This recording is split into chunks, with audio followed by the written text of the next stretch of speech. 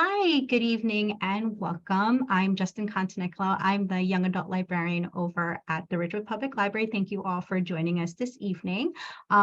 We are welcoming back Dr. Tony Di Giacomo, who is the founder of Novella Prep. He has 20 years of experience working in admissions, development, teaching, and researching, and he's going to bring a lot of relevant knowledge to students and families and educational professionals about the whole spiel. We're also going to be joining Jason Lefkowitz. I apologize if I'm mispronouncing that. He is the founder and CEO of Lefkowitz High Performance Training. It's a Rye-based company started to help train and advise youth through professional athletes. He's going to pull from his education in sports science, coaching, and psychology, and working in Major League Baseball scouting and Division I coaching. This meeting webinar is going to be recorded and sent to everybody who's registered, and we will be answering some Q&As at the very end. So I'm going to turn the tables over to Tony. Tony, thank you again. Thanks so much, Justin. I appreciate it. So welcome, everybody. What we're hoping to do today is provide you with a frame, a way to think about college planning and athletics, some of the different elements to consider as you're moving forward, and then really open it up to a Q&A. So I hope that if you have any questions that you're able to save it and we'll try to get to that around 7:15 or so.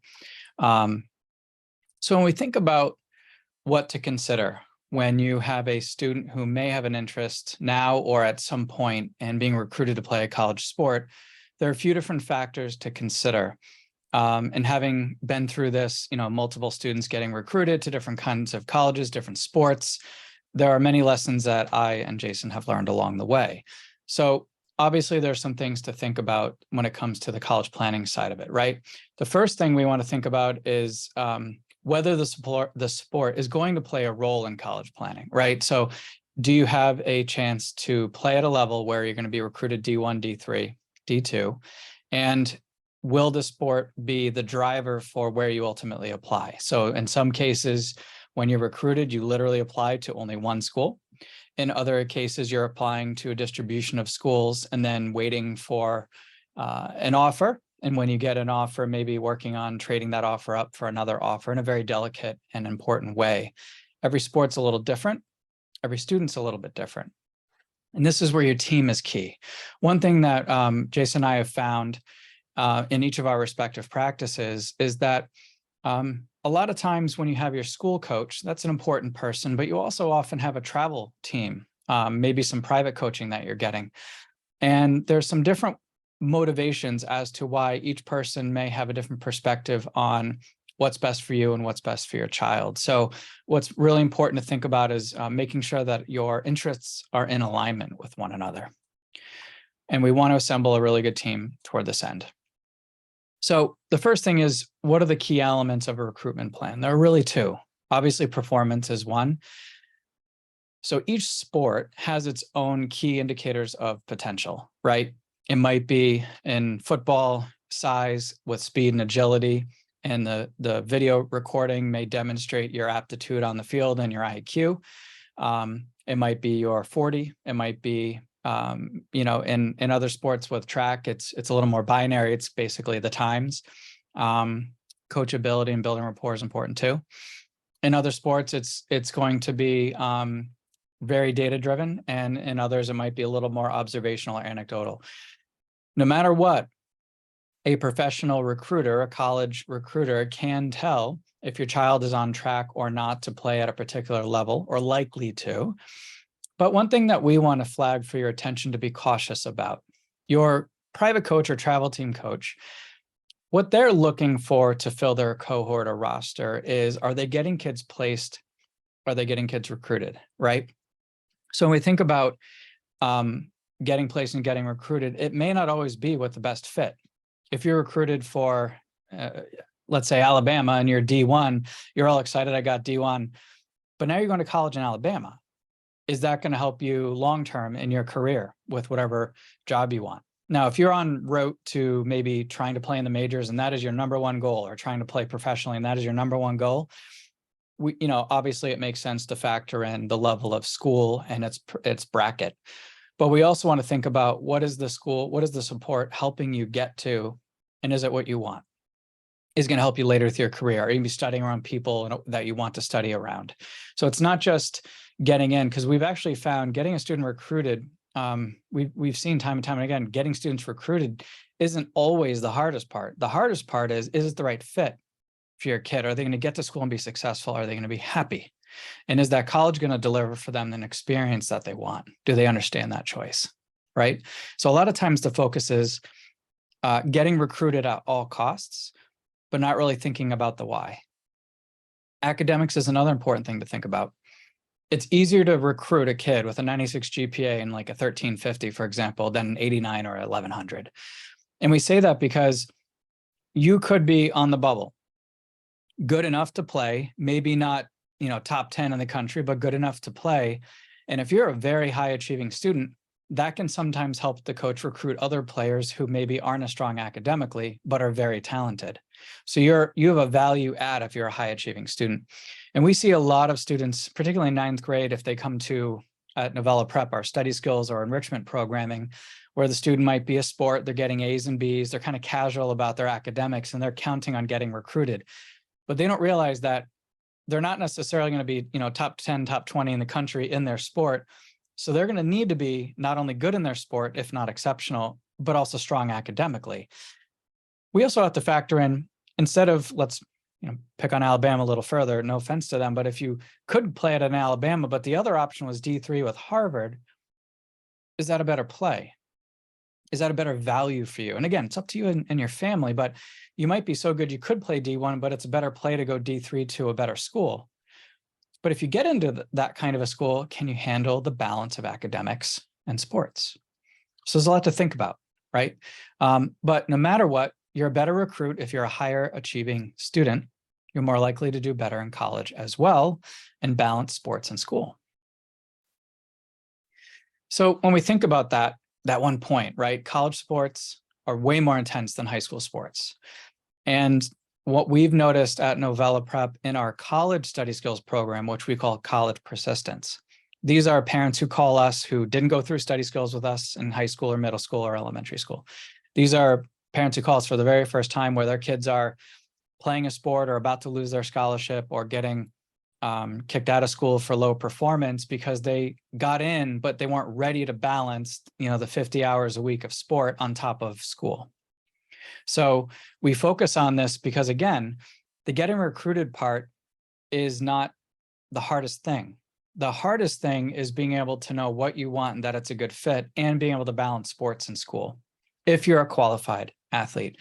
So what we found is when you are able to optimize your study skill fundamentals, even if you're an A- student, there's efficiency gains to be made. And if you're an AB student, obviously, you now know there's a huge value add to performing better academically. Getting better grades in less time ends up being paramount, particularly when you transition to junior year. So in American schools, it's relatively easy until 11th grade. When I say relatively easy, depending on certain cases, right? But 11th grade becomes this year where instead of just one AP or two, you're eligible to take up to 4. And so the level of rigor almost doubles. And if you're also playing a sport and you're seeking to get recruited and you're working on your applications, you can see it's a lot. It's a lot for the students. So what we like to do is make sure they're efficient, that they know how to be balanced, that we can manage stress, and we can know what matters and what doesn't. And we go back to this point, consider not only getting in, but getting through and toward what end. Another thing to think about is getting recruited. A lot has changed, but the core fundamentals are really the same. What is different is this idea of the narrative. So we've already talked about grades. We know test scores matter. They matter as a validity mechanism. Are they reasonable test scores relative to the grades, right? But we also want to think about, when we talk about narrative, that's your alignment with major. So what we thought we'd do tonight is present to you kind of grade by grade what to think about. And as we're moving forward, you can send in some questions or just note them down if you have any, and we can get to them during the Q&A portion. So in grade 8, this is the first year in a student's academic career where your classes determine later which courses you're eligible to take, which shapes your college list. if you're not recruited, and a little bit if you are recruited, right? Which math track you're on, which English track you're on. So what we want to do is make sure we understand the course sequencing so that you're more likely to be ready. So if you're in a D3 recruiting situation, some of those schools are more challenging academically than D1. In fact, most are, right? Most of the highly select schools happen to be also D3. And what this means is there's going to be more expected of you. So this is a great time to kind of go through this exercise. The other thing to think about in grade 8 is considering athletic potential, but we also want to make sure we're audited by somebody who doesn't have a benefit to saying, yeah, do the travel team because you're so good if that person's trying to fill the travel team, right? We want to find a way to get some kind of independent verification. Now, you can also do sports just because you love it. I mean, that's the core of what we're all about. Meaning anything at Novella Prep, when we advise students generally in study skills or college planning, it should be coming from a place of interest and passion.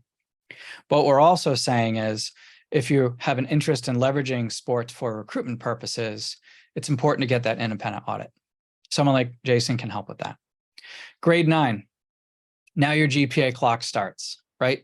And the foundation of a strong campaign later is going to be the grades you're getting, the course sequence, and your narrative. So what do you like? What are you good at? Where are you building skills? A lot of students who are athletes often just think, I'm an athlete, I don't have time for anything else. And that can be true, right? So dancers, football players are wildly busy during their seasons, right? And they do have very little time. But outside of that, joining a club, doing some purposeful volunteering and other extracurriculars are really important, especially, and I'll only say this once tonight, you can get injured and then not be able to continue playing. And you could end up not being selected because you're not competitive enough or things don't fall your way and you're falling back on your academics. So we feel it's very important to have that strong foundation, right? And the narrative basically says, what do you like? What are you good at? Do extracurriculars that emphasize that, clubs and classes, et cetera. That forms your narrative, what I want to do next in an age-appropriate way, right? Then we have the idea of skill refinement in a given sport in grade 9. So that's where you're getting targeted and very specific things to work on. You know, game IQ, foot movement, whatever the different skills are that has been identified by some professional to help you perfect those things purposefully. In grade 10, from a college planning perspective, now we're starting to get into really this narrative building idea, and we're starting to look at some separation academically or some growth. If 9th grade was hard, we're looking for a swing. And also in skill refinement, athletic outreach starts to happen. So in grade 10, this is when some sports start their recruitments, formally or informally. And there are ways you can start to find out what is the right timeline for you, for your sport. And that's where talking to an outside expert can help you figure out what is the clock, what is the timeline, what is your communication strategy. And even if for 1 or 2 years, you're sending an email out once a month to all these coaches at this list of schools you're interested in, you may not hear back ever, or you might hear back, go to this camp that's coming up, and that's it. But you've been on their radar all along, and then all of a sudden the phone rings one day, you get a text, you get an email, all of that was for something in the end. It's hard because you may not get any validation along the way, but this effort tends to start roughly in 10th grade and really ramps up by 11th. By 11th, we know if you're on track to being recruited for D1, D2, D3. By grade 11, we know a more refined list of schools. So for our athletes, we're really refining this list purposefully because you're considering schools balancing two things. Am I going to a college that I want to go to and the sport is helping me increase the probability of getting in? Or do I really still have professional aspirations and I want the best program so that I can increase the probability of playing professionally? For most students in the tri-state area, where we serve our main focus anyway, it tends to be leveraging sport to continue playing because they love it and increasing the probability of getting into a school that adds value, not just getting in D1 with the idea of going pro, right? Either way, in this year, you're also doing your tests, SAT or ACT, which can help validate or affirm GPA. And then we're doing our 2-tier application plan. One tier is We're applying to some schools so that if we're injured or aren't recruited, we've got a nice distribution of schools that we're considering. And the other is going to be the list you apply to with sports. And every sport is different. Soccer, for example, is incredibly late. You may not actually get an offer until after the application deadlines have closed. It's stressful. So you want to have a good plan for soccer, whereas track, you're going to hear probably by August, right? So every sport's a little bit different. And so by having that plan, you understand the cycle, and doing your 2-tier application plan, you'll be covered. You'll be covered. You don't have to worry. So one of the last things I want to throw up on screen here is when you think about summer plans, resume, classes, testing, college list in general, this is what matters for admissions, right? Outside of your sport, you can have a student who is so phenomenal in the sport, as long as they're cleared by NCAA, they can get recruited to a particular college and don't have to have an impressive backstory. But these students also tend to not make the most of their college experience. And unless they're going to play pro, end up finding themselves a little bit lost in school. And now they need to find meaning. And I feel like it's a missed opportunity. It is possible to purposefully cultivate a sense of self and some personal agency and be strategic about your sports recruiting so that you can increase the probability of that school being a good fit. And there's really no downside. So there might be an exception here. So like if you take a look at number 1, we have summer plans, right? So the idea of summer plans is basically you have work, service, pre-college, and then obviously relaxation, but you also have all the camps, all the ID camps or showcases, whatever they're called. That may end up actually dominating your time. And then you may have fall season and that's all you have time for. So every sport and every student's a little bit different, but everybody will need a resume. So what are the things you've done since 9th grade? Does it say anything about who you are, what you want to do, or what you're into? And if it doesn't, that's an opportunity, right, to fix that. Do your classes align with your intended major? Are you gonna be able to go off to college and do well? Testing. Are you able to make a test map and make sure you get all those things covered? And then finally, college list. This list needs to be basically, think about it like this. You have your list of schools that you want to play at, and there might be a list of schools where you hope to get in just based on academics alone. Ideally, there's overlap, but they may not perfectly overlap. But you understand, looking at Naviance, Maya Learning, or SCORE, those are 3 databases every high school has access to with rare exception. You'll know your probability of getting in one way or the other, and you can make a plan.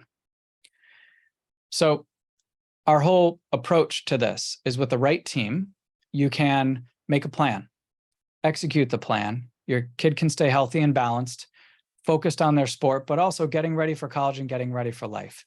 We find a lot of not enough time is put into getting the kid ready for college and sport. The focus is only on recruitment, and where they end up faltering is in the latter. And there's a way to do both, right? So with that, we're going to open it up for some Q&A. And I know Jason is on, I believe right now, Jason's on as an attendee. I'm not sure if he's a panelist. If you can promote him to panelist for the Q&A, that'd be great. Sure. Hold on.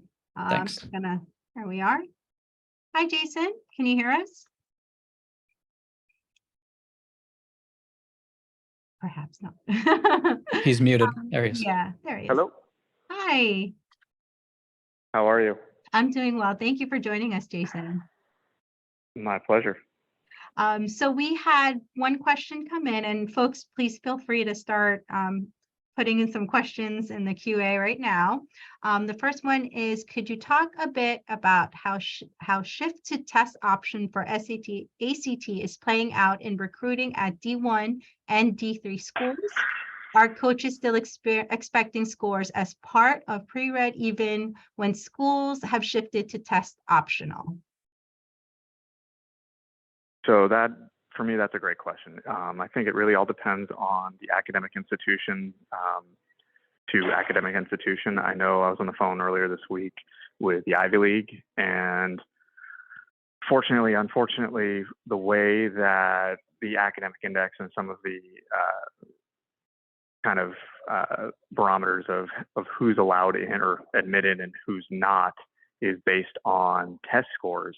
So if you're a non-athlete, obviously, if you do not submit your test score, then you're going to have a pretty strong transcript to hopefully be able to get in. But unfortunately for all athletics, based on the academic index, which is out of a total possible of 240 points, the most you can get, and that's with a perfect transcript across the board of as high academic classes, AP honors, with pretty much A pluses across in all of them, is a 221.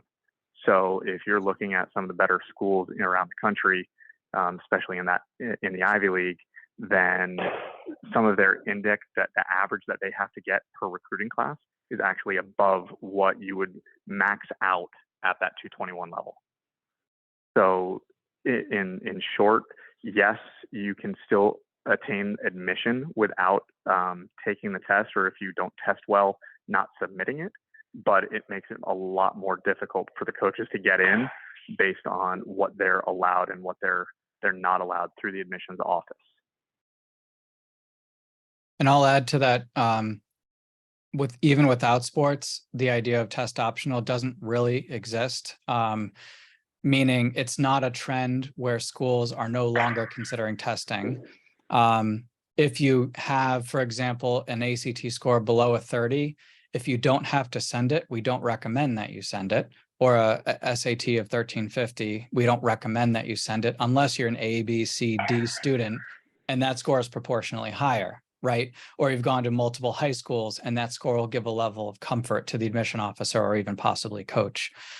But generally speaking, test optional is basically a way for colleges to be able to admit students from lower income areas and not get penalized for it.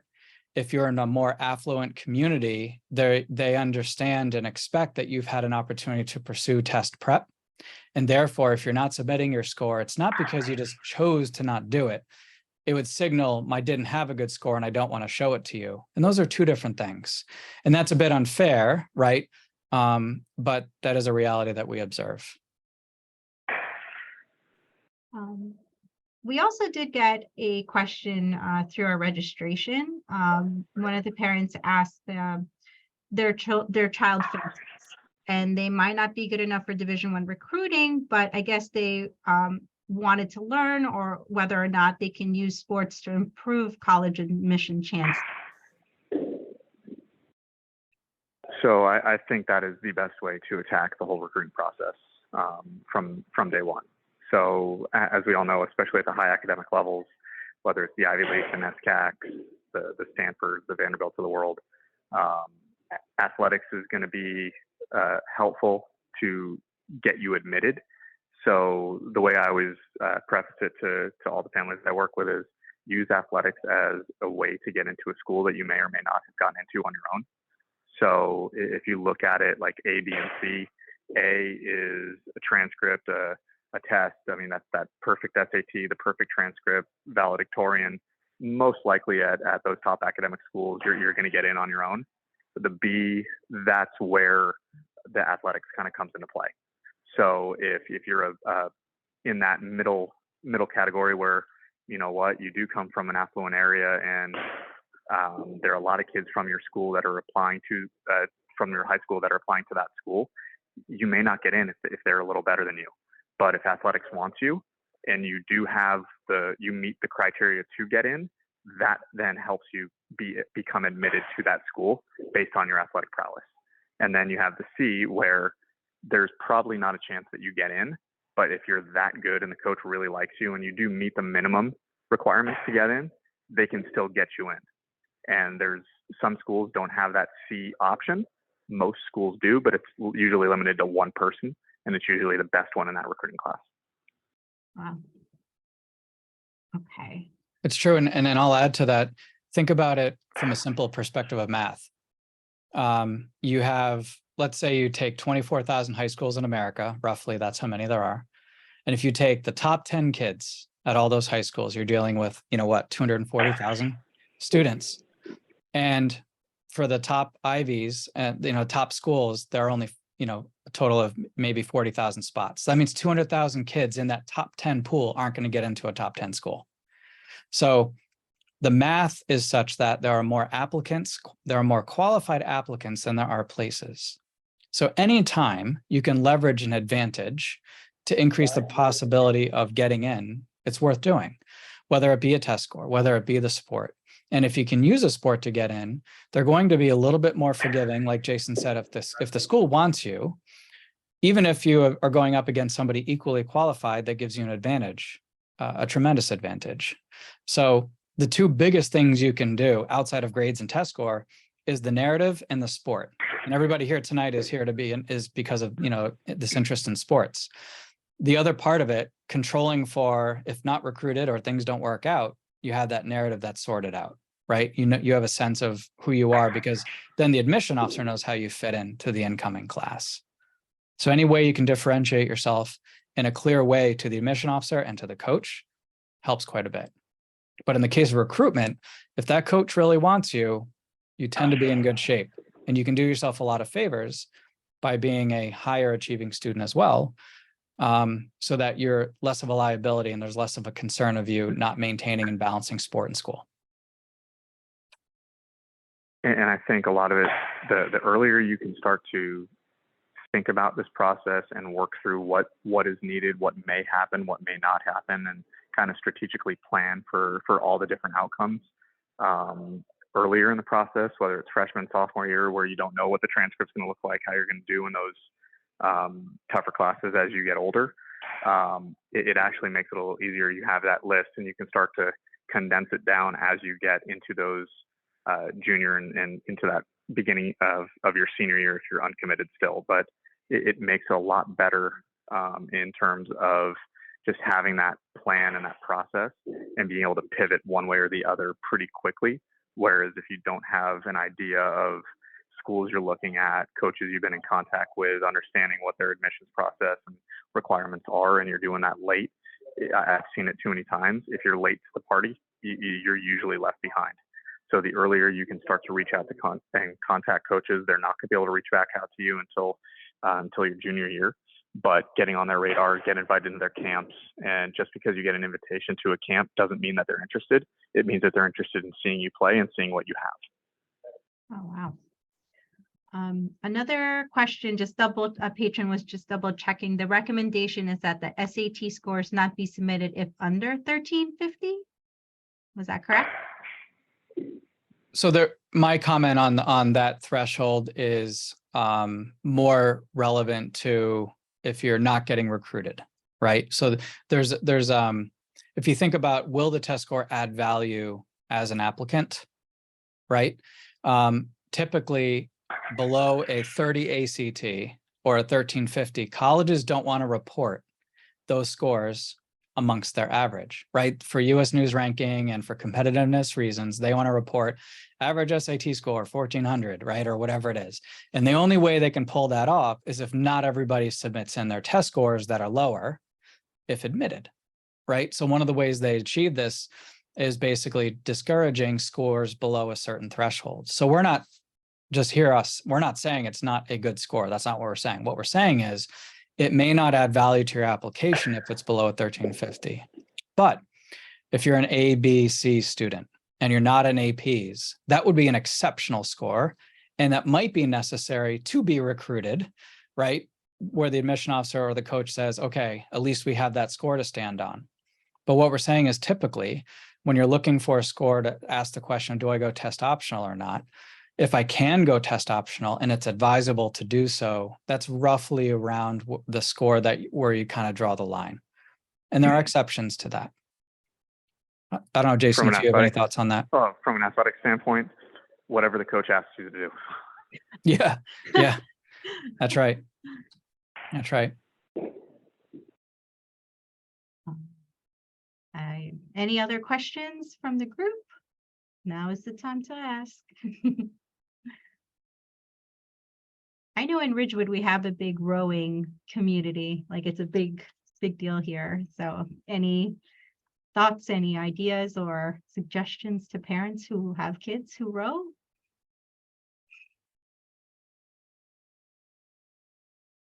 I think it's honestly just constant communication with coaches and the schools of the programs that you're really looking at. and being open and honest about what your transcript looks like as early in the process as possible, because all of that does come out at some point. So if you can't get in academically, but you think you might be able to, they will be able to tell you right or yes or no earlier in the process, so you can at least move on. I've always viewed the recruiting processes. It's not a bad thing, but it's not a good thing if you ever hear a maybe. A no is not a bad thing. It hurts for a minute, getting rejected, but at least it allows you closure to move to the next piece. And a yes, obviously, is the best possible outcome.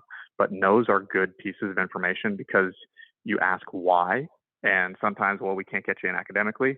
Then you got to pivot to maybe a little lesser of a rigor of that course load at that university, or of that kind of category and subset. Or you're just not good enough. Okay, then maybe you got to change the schools you're looking at based on the division, based on the quality of talent.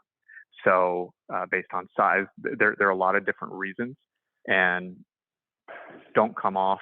Coaches will tell you all the time, no, yes, maybe. That's where your club coach, your travel coach, your academic advisor, your athletic counselor in the college recruiting process, that's part of their job, is to ask and at least have you ask the right questions, or have the people in your kind of ecosystem ask the right questions to get that information for you, so we know exactly what strategy to take moving forward. Especially, and I know someone has a question, we'll get to it, but especially because a lot of times the coaches at some point will start directly communicating with the student by text, almost always by text. And there needs to be some thoughtfulness put into what we say and how we say it, how we come across, always showing every single whiff of interest with respect and deference, not promising things you can't deliver on. If you need time to think, just making sure you're being honest. As Jason said, they can tell right away if you're playing games, but helping counsel your child to be able to respond and communicate, it ends up being quite important. We did have a hand raised. I'm going to allow them to. Oh, did you want to add to that last part? I'm sorry. Yeah, I just want to add. Yeah, no worries. I just want to add one thing. So the biggest piece, at least for any sport, if you want to get play in college, whether it's D1, D2, D3, NAIA, even junior college, is reach out to the college coaches and do your homework, do your research. Research what the coach is looking for, research their roster, research the history of the program, and write not a form email that you copy and paste to every coach. Do your homework and figure out there's something in their bio, there's something you can find on the internet or decipher through statistics, whatever it may be, and bring that to their attention, that you can't copy and paste to another head coach or another coach at a different school. And I can tell you, I coached in the Ivy League. One of my biggest pet peeves was when, dear coach, I coached at Brown. I'd love to be a Yale Bulldog. So there's no attention to detail in that signature line. Make sure you read and proofread and read over and over before you send that email, because that's your first experience communicating with that coach. And if it's not in terms of the admission standards, then they're going to overlook it as well. That's just like good life general advice, I feel. It is. Your first job, just everything. That's great. We did have a hand raised. Bruce, I'm just going to click allow to talk. Go ahead. Did you have a question you wanted to ask, Bruce? Myself. Can you hear me? Yes. Okay. I was just curious as to how the Varsity Blues scandal has affected sports recruiting, if at all. What do you mean by that? Well, there's that huge scandal about, people, well, you're more familiar with it than I am. I was wondering, have colleges become more selective or more cautious, or about the legitimacy of candidates? Yeah, I think it happened at very unique schools where people were throwing money at the coaches and the programs to just get their kids admitted. But I can tell you in my experience over the last 5 years, since kind of all that broke, and really since COVID, because COVID really kind of accentuated all the communications via phone, text, and Zoom, that if coaches aren't interested, they're not going to take you. They're not going to waste a roster spot. They're not going to jeopardize their career, their paycheck, their lifeblood to feed their families, and ultimately get blackballed from the sports community and the stuff that they love and want to do and work so hard to get to that level. I do think it was just a very, very unique situation that happened, but I have not seen, and I've actually been told by multiple coaches that they've never done it and they never will do it. And when I was coaching, I never would have just taken a kid just because mom could pay for a building or dad could pay for a build. Like it had to be a legitimate reason to take the kid to be on the roster. And if they weren't good enough when we got there, we felt that we made a mistake. And I know most coaches feel that way. And the same goes. And the same goes for regular admissions too, where, headlines are more interesting when there are outliers, exciting outlier stories, but the real truth of why kids get in or don't get in ends up being quite reasonable, which is a defensible major choice, the reasonable test scores against that major choice, a nice distribution of schools, thoughtful essays that communicate things. And this is, of course, outside of the recruitment paradigm. But in general, the grind and the consistency and the planning ends up being really what ends up carrying the day no matter what. Okay, interesting. Thank you. Thank you. Mm-hmm. Okay, we did have another question come through. What is the time frame for boys golf recruiting? How is golf different in the recruiting process? I think every sport is very unique in the recruiting process.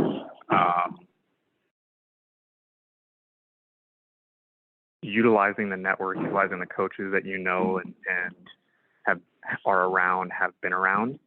They're going to help you as much as possible. But at the end of the day, you need to take care of your own career. And the earlier you can start reaching out with tournament scores and how you've been playing, how you've been improving, sending some video of your swings, the earlier you send those, the earlier unfortunately, no one is able to, based on recruiting rules, they're not able to communicate back.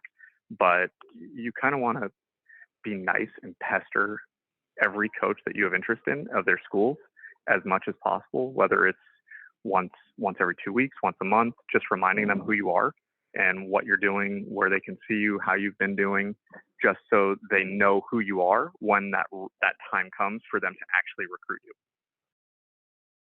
So start putting some stuff, whether it's your resume, videos, YouTube link of videos. Some people use Sports Recruit, Sports Force. There are a lot of different websites out there. Just be cautious of the ones that say that we've gotten this and this and this and this amount of people committed and all that. Like it's just one other avenue for people to see your profile. I've always said the best way to do it is straight communication direct from you and through your network of people that may know that coach or that program or alumni or whoever it may be. So everybody's different in terms of when to start. I've always thought that there is too early. If you're not ready to be showcased and seen, you shouldn't be going after that school yet, because you're going to get exposed and they're going to see something, they're not going to like it, and then they're going to move on. And maybe in a year you get bigger, stronger, and that much better, and you are good enough. And then at the end of the day, you're just not on their roster or radar because of that first impression that you showed them when you weren't ready. And if you are that good and you are ready and people are telling you, then that is the right time to reach out. Great, thank you. We have another hand raised. All right, I'm gonna have to run in about 2 minutes, so we can do this one last. Sure, thank you. And I can stay on to field any other questions. And if I can't answer, I'll document so we can get it back to you, Jason. Okay. Can you hear me? Yes. Yeah, I think it's even probably more to Tony, but I'm not sure, maybe to both panelists. When you talk about playing sport in college, what do you think the advantages are for the students playing sport at college, in addition to the fact that they're going to enjoy, playing the games. Obviously, if we are at this seminar, our kids have been through academies and, they love playing sport. But even when we talk about D3 schools, that's such a huge commitment. And you mentioned this as a way maybe to get to a better college, to the college of your dream through the sport. But my question is it worth it? What do you think we have to think about when we choose in terms of whether our kids have to play at college or not? What questions? Because you mentioned most of them will not gonna do professional sport. So I don't know really, because my son loves sport, but academic is also very important to him, right? And it might be a way to get to a better college. But my question is it worth it? Great question. Jason, before you jump off, is there anything you wish to comment on there? I think it's all based individual to individual. If he loves the sport and wants to extend his playing career for 4 more years, then yeah, it is worth it. You build lifelong partners and business relationships for the future, possibly networks, and it's just a different experience. And like I said, but you have to be 100% in. You can't just go in thinking, well, maybe this is going to work out for me. Like it won't work out. Yeah, I can tell you, like, you have to be 100% bought in, or else you're just going to have a terrible experience and you'll end up quitting before the first season ever starts. So if you have questions, it's not worth it. If he loves it and that's what he wants to do, I would attack it with every possible opportunity and really try to express to your son that if he wants to do it, you support him to try and get into a better school, but you're not sacrificing academics to do it. If it's between a poor academic school that he can play at and a really good academic school that he can get into on his own, I think that's where you need to sit down as a family and have that discussion. But if it's going to help him get into a school that he probably wouldn't have gotten into on his own, that's probably the right reason to go to that school. And if he isn't kind of sold on playing, then I don't think it's fair to him or the coaching staff or the team to try and pursue athletics if he's not sold 100%. Yeah, I'll add to that. And Jason, I know you have to run. Thank you. Yeah, I got to hop. Thank My you. pleasure. Thank you, Jason. I think my take is, everything we do and what we believe in is helping the student have some agency in this, right? So making sure they understand some of the processes, they understand some of the challenges that are coming. And I think a lot of times, I've said this before, there's such energy put into getting recruited, going to showcases, that sometimes we forget to ask these other questions of do I want to do it? What will the quality of life be like? And one of the things you can do is, I'm a big fan of day in the life conversations, right? We do this a lot with our high school students, day in a life, to talk to someone in a career of interest. What's it like to be doing that thing? To understand, is that something I want to do? And we can do this of athletes too. What's it like to be an athlete, baseball player on this team, a hockey player on this team? What's your commitment in terms of time, intensity? Are you enjoying it? Is it worth it? Right? So there is a sacrifice, but there's also upside. There are students that we've worked with, when they're not in season, they're a bit lost as to what to do. They have all this extra time, but they don't know how to spend the time. So it can kind of go both ways. But if they really enjoy the sport and it does help them get into a little bit of a better school than they otherwise would have. And let me explain what I mean very specifically by that. A top 15, for the sake of brevity, let's use US News World Report. Let's just say a top 15 school. That's a reach school for everybody in the country, only because there are so few spots. So if you have a sport that can get you into one of those schools and you want to go to one of those schools, and that could be an interesting thing to consider, because there are more kids getting rejected who are qualified than who are being admitted to the top 15 schools. Yeah. Now, if we're talking about schools outside of the top 15, let's say schools, BU, BC, up to the top 15, so 40 to 15, you still are going to have a lot of complexity because students are applying to too many schools. I'm sure you've read articles. CNN loves to show these articles of a kid admitted to 49 colleges, right? That's actually really bad, because now there are 48 spots that were given to that kid that aren't going to be used, and it's jamming up the process. So, it's good for the kid. I get the optics of it, but it's actually really bad systemically. It causes noise in the data. You have trouble as an admission officer if I give you the spot, are you actually going to take it? And so with the sport, it can give you a little bit of, it gives you two main advantages. One, it cuts through the noise a bit. And two, you could get in above your performance, above your academic performance, right? If you enjoy it a lot. But if you find yourself burning out, it's not bringing joy anymore, or you know, going in eyes wide open, you understand the commitment of time, balancing school and academics, it's just important to knowingly proceed. And as a parent, the hardest thing to do sometimes, and I struggle with this too, is to set your ego and your attachment to their success or your perceived version of success and make sure it's something that they really want to do. But if they do, it can be sometimes the difference between getting in or not, or getting into actually the school they really want to go to. But I definitely, and this is an opinion, not an expert point of view, don't recommend playing at a school that's worse than you get into academically, because it's not going to offer you very much value.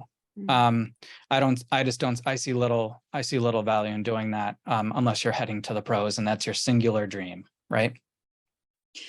Can I just ask really quick question, maybe interest to everyone? Is really the D3 culture much different, for example, in terms of balancing academic from like D1? Is D3 is like more balancing culture? Thank you. More balanced meaning less intense with academics? Yeah. No, I mean more balance with academics, like less intense training. That's what I mean, like more normal student life versus D1. It's a little bit more normal. It does differ by sport, the nature of your training, a team sport versus an individual sport. It is a little bit less intense, but I wouldn't say it's easy. When you're in season, you got to do what the coach says and you got to do what you got to do. But the school knows that. The classes you're taking and everything is going to be organized around that. There are some students who are going to try to get by doing the bare minimum academically, and they're going to graduate not really knowing themselves and knowing what they want to do next. Other kids are going to rise to the challenge and see it as a way of having a consistency of their schedule and discipline. If I showed you, because we work with students doing study skills in college too, what the typical, we all remember this, but what is the typical college schedule? It's like 9 hours of classes and then free time. And that's it. So when you fill it with a sport, it's not like it's competing against inherently a lot. And in some cases, it can add a very nice structure. But we do caution students that D1, while it sounds exciting and alluring, you do trade a little bit on that. But here's the good news. As with getting into a top 15 college or getting recruited D1, it's almost not up to you in a way. You're either in that category or you're not. And if you're not in that category, we don't have to worry about it, right? But if you are in the category, I think that's when it becomes tricky. But in the end, I think through some discussions, through having the student talk to some current players, that can be a great way to help say, is this really something you want to do? Thank you. You're welcome. Does anybody else have any questions? Can type it in, raise your hand. If not, I think we'll be signing off soon. Yeah, I'll just say as anyone's typing, if they are, otherwise we can wrap. But I think the main thing is there's a way to do this process in a reasonable fashion. It doesn't have to be wildly intense. The kid doesn't have to always be thinking about college. There's a way to be a kid and then just try to leverage some of your talent and skill in a way that is uniquely beneficial to you. It doesn't all have to be, transactional and nonstop campaigning. It's just that if it is something they want, it's good to know about it. So like I met a 9th grade student. It was like October of 9th grade. Had a very casual attitude about academics, A, B student. And I said, oh, if you want to go to a school, what might be interesting, whatever you're thinking about. He said Duke. You can't get into Duke with A's and B's unless you're like and this kid was golf, unless you're a top 10 golfer, right? Okay, maybe then you can get into Duke. But if you're not a top 10 golfer, if you're on the bubble, you got to be an A student. And so he was putting his energy into the wrong things, only the sport and not the academics. And let's not forget, when you graduate, you got to work. And it's good to have a vocation that you're passionate about and love and understand a sense of self. So it's a balance. There's a way to do it in a measured fashion. It does take some longer term introspection. The process done right starts a little earlier than people realize, but it's not like once it starts, the floodgates open. It's more of an ongoing but consistent, reasonable chipping away at a process, as opposed to it being intense. It shouldn't feel intense. Only during the actual recruitment time will it be a little busier, but it really should just be a little bit more thoughtful and contemplative. Okay. I don't think there's any more questions from the group. Thank you again for everybody for joining us this evening. And thank you, Tony, again, for giving us Of course. one of our amazing presentations, as always. I feel like I always learn something interesting. Thanks. Yeah, no, I hope it was helpful. Folks can reach out if you have ongoing further questions for myself or even Jason. Great. Thank you again. And I will send a recording to everybody that registered for the event. Thanks, everybody, for joining us. Have a good night.